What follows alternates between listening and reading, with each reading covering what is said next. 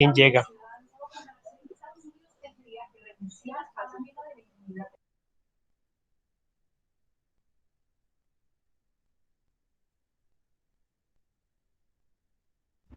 Hola, profe.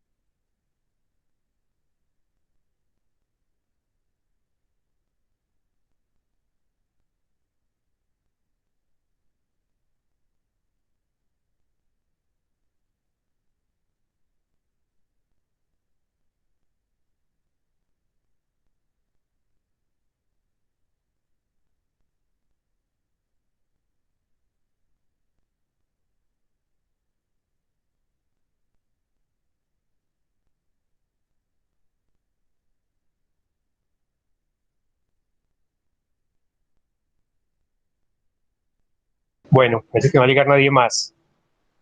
Bueno, buenas tardes a todos y toda. Tenemos una toda aquí en este caso que es Isa. La idea esencialmente el día de hoy era más que la clase, que habláramos un poquito de qué está pasando en el país, en la ciudad, de todo lo que este fin de semana pudieron ver de pronto en noticias, de todo lo que se ha estado hablando a nivel de ya llevamos 5 días, desde el 28 pues esa situación y de todas las cosas que han venido sucediendo. Entonces, quería que el día de hoy, que el paro continúa, tuvieran ustedes como un acercamiento desde mi parte pues al proceso que se está realizando y que si ustedes tienen algún tipo de pregunta sobre eso se pudiera hacer. Sí, la idea es que conozcamos lo que pasa, no solamente por noticias, que a veces son, o lo que está pasando ahora es que las noticias son totalmente sesgadas, es decir, solamente están mirando un lado de la cosa, y que tuviéramos como otra visión, la visión desde la parte, desde las partes que están en contra de lo que los gobiernos están planteando el día de hoy. Entonces, eso es lo que ya quisiéramos hoy y que ojalá ustedes, pues, si tienen preguntas sobre eso, las hagan. Les contaría algo así muy rápido. Desde el 28 de este mes se planteó un paro, esencialmente por ¿qué fue lo que detonó la cosa? La reforma tributaria no fue el objetivo principal, sino que la reforma tributaria detonó un proceso de inconformismo que venía entre toda la población o gran parte de la población. Una reforma tributaria es una propuesta que tiene un gobierno para recolectar impuestos para poder cubrir los gastos del Estado. Todo Estado, todo Estado funciona a partir de los impuestos de la gente.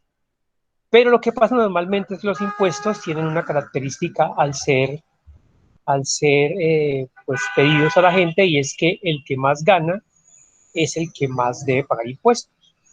O sea, en el caso de Colombia, los grandes empresarios, los dueños de las grandes empresas como Postobón, como las cementeras, como los bancos mismos, deberían ser los que más pagaran impuestos en el país y mantuvieran la mayoría de los gastos del Estado, porque en realidad ellos son los que más usufructan, o sea, más ganan en el país.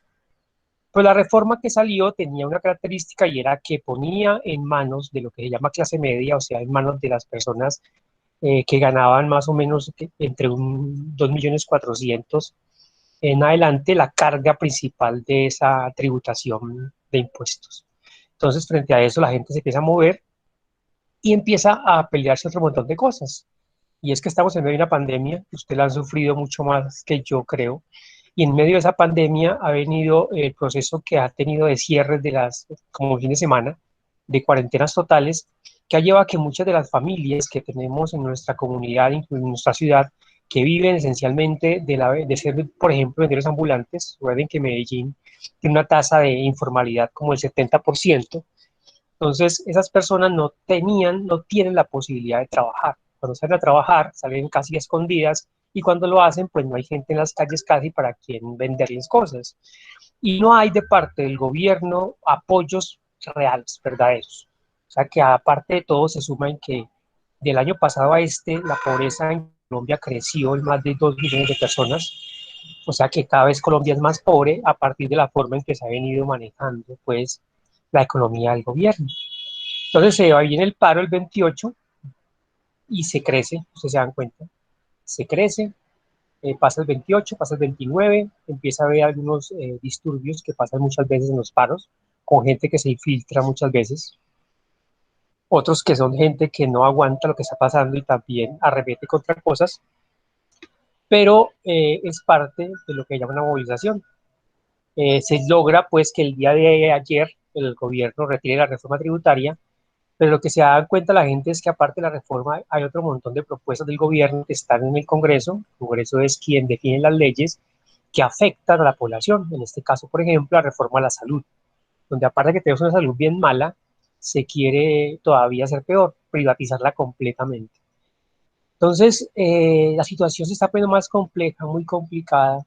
El Estado ha sacado a la fuerza pública a golpear mucho a la gente, ha habido muchos muertos ya en la movilización.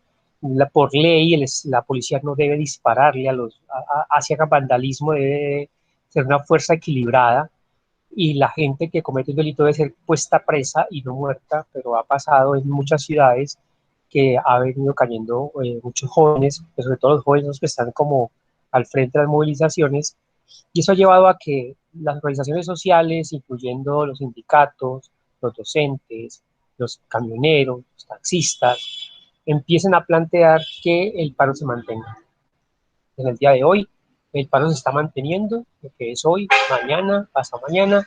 Por ahora, en estos 3 días que se está planteando el que se mantenga el paro, el que se mantenga la presión sobre el Estado, sobre el gobierno, para que se quite, en este caso, la reforma tributaria, perdón, la reforma a la salud, para que además de eso se le dé una renta básica a las personas que no tienen condiciones de vida en pandemia. Una renta básica no es 140.000 pesos que dan cada mes, sino es que tengan por lo menos un ingreso, un salario mínimo cada familia para que puedan subsistir en tiempos de pandemia, cuando por ejemplo se encierran tanto tiempo, que no se esté fumigando con glifosato a los campos. El glifosato, aparte de acabar con la coca, si es que la acaba con todos los otros cultivos también, envenena las aguas y ha producido muchas enfermedades a los campesinos. Entonces también se está eso planteando.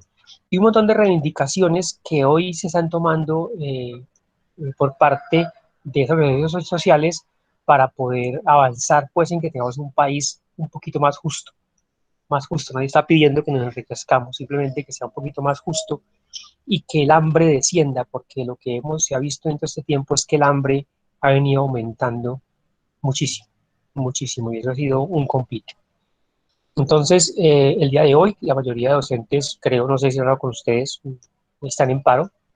La idea es que yo estoy en paro también, pero yo quería con ustedes hablar.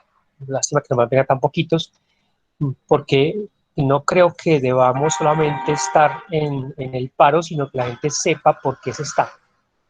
Que ustedes también tengan claro qué está pasando. En este momento, por ejemplo, ya algunos estudiantes de colegios, personerías y eso están entrando también al paro, o sea que los estudiantes han entendido que no se puede seguir en la forma en que tenemos los colegios. No podemos seguir con un PAE tan malo, no podemos seguir con unos colegios sin intervención del Estado en infraestructura, donde vamos a ir a alternancia y no tenemos condiciones de bioseguridad adecuadas.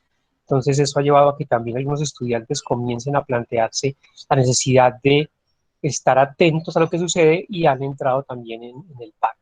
Entonces, yo quería que eso lo supieran, qué está pasando. No sé si sus profesores de hoy están en el paro o no, no sé, no tengo información de ellos, pero sí que ustedes lo sepan, ya que no solamente es que, ay, que tumbaron, que dañaron un semáforo, ay, que dañaron un parqueadero, ay, que dañaron no sé qué. En realidad lo que se pierde ahí en un daño de esos es mínimo frente a todo lo que se está robando el Estado en otros tipos de cosas que la gente a veces no se da cuenta, ¿sí? Y a veces nos vamos encima de mucha gente, nosotros tampoco estamos de acuerdo con que haya vandalismo, pero tampoco podemos pensar que el vandalismo se resuelva a punta de plomo. Y es lo que vemos que está pasando hoy y es muy complicado lo que está sucediendo. Es muy, muy, muy complicado. El que el Estado plantee que manda a los militares a las calles es absurdo porque los militares no tienen esa tarea. La tarea de las calles no es de los militares, es de la policía esencialmente, y los militares tienen que estar en los campos defendiendo la soberanía, que es lo que la Constitución les plantea, y no estando en las ciudades atacando la población también. Entonces son cosas que están sucediendo en el gobierno, en este gobierno, y que rompen con la Constitución, con la ley, ¿sí?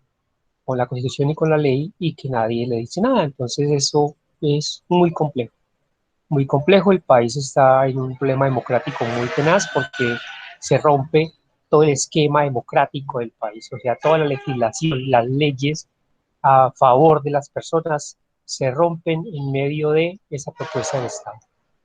Entonces, no sé si tengan preguntas, yo quería comentarles algo así, y si tienen preguntas que algo que pueda aclararles, con mucho gusto.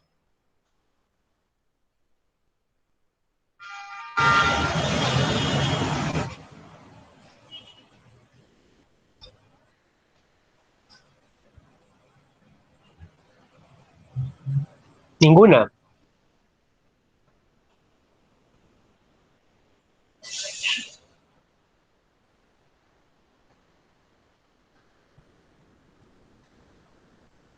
No.